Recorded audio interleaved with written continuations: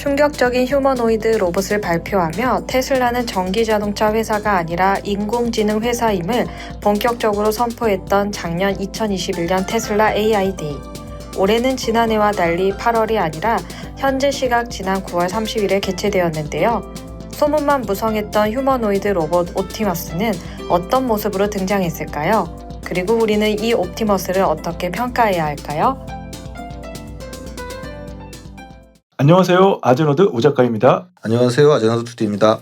며칠 전 9월 30일, 한국 시간으로는 2022년 10월 1일 오전 10시 15분에 테슬라 AI 데이 2022 행사가 열렸어요. 예, 작년에 이어 올해가 두 번째지요. 작년 첫 AI 데이 때는 옵티머스, 일명 테슬라봇이요. 그것이 행사 마지막에 잠깐 남았는데 이번에는 처음에 나왔어요. 예. 저번에는 그냥 인간이 뒤집어쓰고 춤만 추다 끝났지만. 네, 그렇죠. 예, 사실 그래서 이번에는 이게 가장 기대되는 부분이었습니다. 그런 만큼 준비도 가장 많이 한 것 같고요. 오늘은 이 옵티머스 중심으로 이번 AI 데이 2022에 대해 얘기해 볼까 합니다. 자, 이번 옵티머스 보신 소감은 어떠셨는지요? 예, 일단 보신 분들도 이거는 좀 평들이 많이 갈리는 것 같아요. 네. 이전부터 나왔던 예를 들면 보스턴 다이나믹스의 아틀라스 같은 로봇들에 비하면 형편없다는 시각부터 해서 테슬라 주식 사놓길 잘했다면 호평하는 분들까지 매체들의 평가도 이제 갈리는데요. 로이터 같은 곳에서는 좀 실망스럽다고 평가하고 그랬습니다. 저는 절반의 성공? 만족스러운 부분도 있고 좀 실망스러운 부분도 있고 그랬던 것 같습니다. 저는 일단 이번에 공개될 거라는 소문은 많아서 기대를 많이 했었는데 겉모습만 봐서는 좀 실망스러운 것 같아요. 뭐가 그렇게 또 실망스럽다는 겁니까?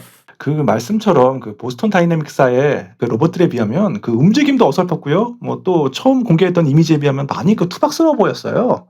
예. 일단 처음 등장했던 로봇의 외형은 당연히 기대했던 모습은 좀 아니었죠. 스킨이 입혀지지 않은 상태라고는 하지만 그거를 감안해도 작년 행사 때 보여준 렌더링 이미지와는 차이가 매우 크지 않습니까?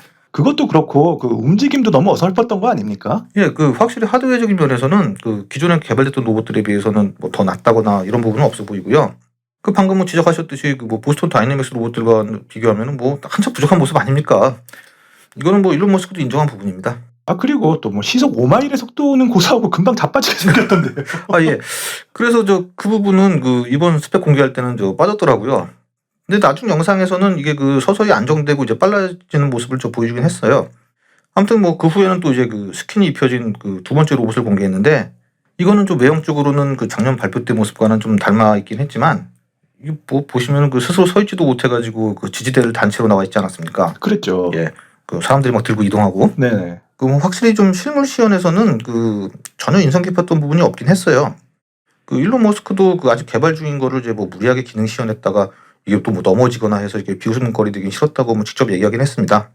그리고 또 지금은 걸을 수 없지만 몇 주 뒤면은 걸을 수 있다고도 얘기했고요. 이런데 주식 사야겠다고 환호하는 부분은 뭡니까?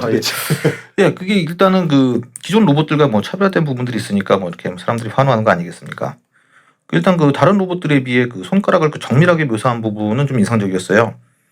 예고 이미지에서도 손가락으로 하트 모양 만들어 놓은 거 그걸 예고 이미지로 쓰지 않았습니까? 그건 새로 보이긴 했습니다. 보스턴 다이내믹스의 로봇들은 그런 걸 본 적이 없는 것 같거든요. 아틀라스만 봐도 그냥 도라에몽 같은 손 아닙니까? 예. 근데 혼다의 아시모라든지 나사의 발키리 등 이런 로봇들은 또 손가락 갖고 그걸로 물건 들고 이러긴 해요. 그렇죠. 그럼 그것도 새로운 건 아니네요. 그렇긴 한데 확실히 이 옵티머스는 사무 현장에서 인간의 잡일을 대체하는 것에 역점을 두고 있는 것 같아요.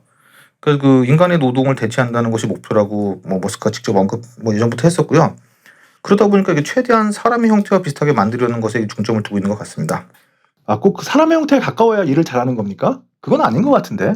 예, 사실 로봇들의 이동은 이족 보행보다는 바퀴 등으로 움직이는 것이 훨씬 편하지요. 또한 손가락도 굳이 필요 없이 작업 현장에 맞게 따로 만들면 되는 것이거든요. 다만 일론 머스크가 옵티머스를 휴머노이드 형태로 고집하는 것에는 나름의 이유가 있다고 봅니다. 그 이유가 뭡니까? 그러니까 이게 실제 사람의 현장에 바로 투입 가능하게 만드는 데 이게 목적이 있다고 보거든요. 바로 투입 가능하다? 예. 그러니까 예를 들어 바퀴가 달린 로봇들 우리 주위에도 많이 보지 않습니까? 안내 로봇도 있고 청소 로봇만 해도 바퀴가 달려 있죠. 그러니까 청소하는데 그거면 충분하지 청소로 하는 로봇이 굳이 이족 보행으로 청소할 필요가 있습니까? 그건 아니잖아요. 그건 당연하죠. 예. 그렇지만 문턱이나 계단이라든지 경사가 있는 지면 등을 생각하면 바퀴가 돌리는 로봇은 이동에 제약이 있지요. 반면 그 인간형 로봇은 그 정밀하게 인간처럼만 움직일 수 있다면은 인간이 갈 수 있는 곳은 이 로봇도 어디든지 갈 수 있는 거 아닙니까? 그러니까 손가락도 마찬가지예요. 그 물건을 들고 나르려면은 뭐 굳이 손가락 형태가 아니어도 돼요. 뭐 아틀라스 같은 경우도 뭐 도라에몽 손이죠. 예, 그 손으로도 뭐 물건 잘 나르고 하지만 그러나 이번 행사 영상에서 보여주듯이 물 뿌리개의 손잡이를 잡아서 그 들려면은 손가락의 형태가 필요한 거 아니겠습니까? 그렇죠. 그러니까 또한 그 움직임 등의 행동들도 그 인간과 같은 행동을 구현하는 것에 중점을 두고 있어요. 그래서 그 자체 개발한 그 관절 제어 장치를 할 수 있는 그 액추에이터에 관한 설명도 많은 시간을 할애하지 않았습니까? 그러니까 결국 그 일론 머스크는 그 인간과 최대한 비슷한 로봇을 만들어서 그 인간의 노동, 그러니까 여기에는 그 산업 현장만이 아니라 그 가정에서의 뭐 가사 노동도 포함될 수 있겠죠. 그 이런 부분을 대체하려는 목적이 있는 거라고 봅니다. 그러면은 그 어마어마한 그 새로운 시장을 만들어내는 거 아니겠습니까? 그 이미 일론 머스크가 뭐 스페이스X나 뭐 테슬라 등에서 다 해왔던 거 아닙니까? 그러고 보니 그 다 기존에 없던 분야를 만들어낸 것 같긴 하네요. 뭐 민간 우주기업이라든지 뭐 전기자동차라든지 말이죠. 예. 그 또 많은 분들이 이번 행사를 또 긍정적으로 보는 시각 중에 하나가 그 바로 그 테슬라 자동차에 쓰였던 그 오토파일럿 기술을 응용해서 인공지능, 즉 그 뭐 뇌를 가진 로봇이라고 이제 그 보는 것인데요. 네, 그런 얘기 많아요. 뭐 기존 로봇들은 단지 그렇게 행동하게 프로그래밍 되어 있는 것일 뿐이고 이 옵티머스는 자신이 알아서 행동하는 거라고요. 예, 뭐 일단 그렇긴 한데 그렇다고 해서 뭐 다른 로봇들도 뭐 인공지능이 아예 없는 건 아닙니다. 그러니까 뭐 지형을 파악해서 그 자세를 제어하는 거에는 다 인공지능이 사용되는 거고요. 그렇지 뭐 이전 로봇들은 뭐 스스로 행동하는 것은 아니지만 그 물건을 인지해서 이제 그것을 취급하는 것은 사실 뭐 아주 오래전부터 가능해 오긴 했습니다. 다만 이제 그것들은 그 물리적 행동의 측면에서 인공지능을 사용한다고 하면은 이 옵티머스는 그 지시를 받으면은 그 스스로 사물을 인지해서 행동한다 뭐 이런 것인데요. 일단 영상에서는 이제 그런 모습들이 나왔어요. 뭐 물주고 이런 거 집나는 건 나왔는데 그 실제 실물의 시연에서는 이제 그런 부분이 전혀 없었기 때문에 이게 뭐 아직 어느 정도의 단계까지 와 있는지는 뭐 직접 확인할 수는 없었습니다. 그 한번에 물 주는 거 아까 말씀하셨지 않습니까? 그 나오긴 나왔는데 그 영상만으로는 이게 정말 인식하고 한 것인지 아니면 뭐 어디까지는 뭐 연출된 건지는 알 수 없지 않습니까? 그 영상도 자세히 보면은 그 로봇 위에 뭐 선 같은 게 막 내려서 달려 있는 것도 나오고요. 뭐 없는 얘기 지어낸 건 아니겠지만 어쨌든 그 실제 실물의 시연은 없었기 때문에 어느 수준인지는 아직 좀 더 두고 봐야 될 것 같습니다. 그것도 그렇고 그 로봇의 동력원인 그 배터리 부분도 그 혁신적이라는 이야기가 나오던데요. 예, 그 부분은 좀 인상 깊긴 했습니다. 그 사실 이제 기존 로봇들은 그 이런 부분을 좀 간과해서 발표하곤 하는데요. 역시 테슬라는 그 전기자동차 회사답게 그 전기자동차의 중요 부분인 그 배터리와 인연이 뭐 깊다 보니 이 부분에 대해서는 꽤 자세하게 밝혔습니다. 일단 몸통에 그 2.3kWh가 들어가며 그 몸통 부분에서 이 배터리를 전부 수용 가능하게 제작할 거라고 합니다. 그 한 번 충전하면은 뭐 거의 24시간 작동 가능할 거라고도 덧붙였고요.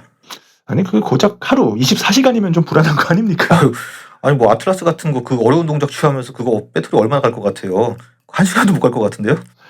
한 번 작동 후 24시간이면 그 기존 로봇보다는 앞선 거군요. 잘 알겠습니다. 근데 그 올해 행사에 완성도가 높은 물건이 나와서 내년 뭐 2023년에는 2만 달러 이하의 가격으로 실제 출시가 될 것이다. 뭐 그런 소문도 있었는데요. 예, 뭐 발표 전에는 뭐 여러 가지 소문이 있었습니다. 근데 일단 뭐 가격은 2만 달러 얘기했는데 이 가격은 뭐 굉장히 적당해 보이긴 합니다. 뭐 자동차 가격이랑 좀 비슷하네요. 일반 자동차 가격. 예, 본인 말로는 뭐 자동차보다 더 싸다고 얘기했고 다만 이게 지금 어느 정도 성능이 나오냐가 문제 아니겠습니까? 그렇죠. 예, 출시는 뭐 아직은 멀은 것 같고요. 그 본인들도 뭐 3년에서 5년 정도 얘기하지 않았습니까? 이게 뭐 생각보다 난제가 잘 해결되어서 빨라질 수도 있겠지만 본인들 생각들보다 더 어려움에 처하면은 개발 기간이 더 오래 걸릴 수도 있죠. 그러니까 아직은 저 초기 단계라서 이제 뭐 그거는 뭐 가늠하기 쉽지 않을 것 같습니다. 다만 이게 그 단발성 행사가 아니라 이제 매년 열린다는 것은 이거는 상당히 정말 매우 고무적인 것 같습니다. 근데 그 사이버 트럭도 행사 때 공개하고 나서는 아직도 깜깜무소식이지 않습니까? 예, 뭐 그렇긴 하지요.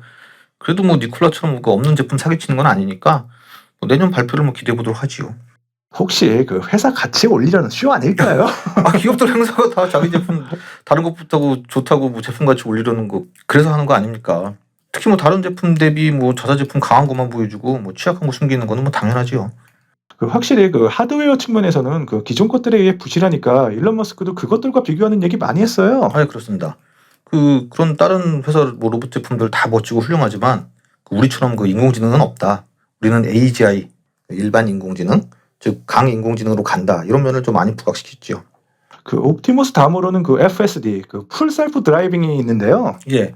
일단 일론 머스크는 그 2024년에 그 로봇 택시라고 해서 그 무인 자율 택시를 상용화해서 양산하겠다고 그 올해 1분기 실적 발표 때 이제 공언한 바가 있었는데요. 네. 근데 이 얘기 처음 한 거 아니고 사실 그 이전에도 이런 얘기 많이 했었습니다. 그랬어요? 예. 근데 이것도 이제 여러 경쟁 업체들도 다 노리고 있는 시장이다 보니까 뭐 이것에 대해서는 뭐 확실하게 자신들이 그 오토파일럿 기술에 앞서 있다는 것을 뭐 과시해야 될 필요가 있지 않았겠습니까? 그 토탈리콜에 나오는 그 로봇 택시 생각나네요. 아, 예. 그 뭐 나중에 막 자폭하고 뭐 그러지 않습니까? 그렇죠. 예. 아무튼 그 작년에 그 라이다를 버리고 그 순수하게 그 시각적 정보로만 그 자율주행을 운영하겠다고 했었으니까 그에 따른 그 풀셀프 드라이빙의 그 소프트웨어 기술이 발전했다는 것을 뭐 그런 걸 보여주는 시간이었고요. 그리고 이제 그에 따른 그 방대한 데이터 처리를 위해 그 슈퍼컴퓨터 도조를 이용하고 있다는 거. 그리고 이거를 이제 지금의 아마존이나 그 마이크로소프트 애저처럼 그 클라우드 서비스화할 계획이 있다고 이제 밝혔습니다. 클라우드까지 진출하네요. 그 마지막에는 뭐 그 행사의 목적에 그 재능 있는 사람들이 필요하다면서 그 구인하는 모습도 보였는데요. 예, 뭐 실제로 구인 목적도 있겠고, 뭐 단순히 그냥 뭐 허풍 떨리고 나온 거 아니다라고 그런 모습 보여주는 것도 있겠죠. 그 말씀 듣다 보니까 그 지난 7월에 그 저희가 올린 그 옵티머스 영상의 예측과도 많이 일치하는 부분이 있었던 것 같습니다. 예, 예. 그 테슬라의 규모가 있어서 그 발표 그 이른 시점이지만 자본과 인력을 단시간에 투입해서 일단 어느 정도 완성된 하드웨어를 보여줄 수 있을 거라든지 그 뭐 로봇의 인공지능 부분을 강조하면서 그 자율주행 부분에 그 기술을 사용할 거라든지 말이죠. 예. 뭐 사실 저희뿐만 아니라 뭐 기타 언론들도 다 많이들 예상 가능한 범위 아니었겠습니까? 결국 그 발표한 스펙을 가지고 얼마나 빨리 상용화하는 게 중요하다고 봅니다. 그 초기 기술은 이제 충분히 보여준 이제 많은 시제품들이 가령 그 혼다의 아시모처럼 말이죠. 아시모요? 예. 그 시장성이 없어서 이제 뭐 질질 끌다가 이제 그냥 폐기되는 경우도 많으니까요.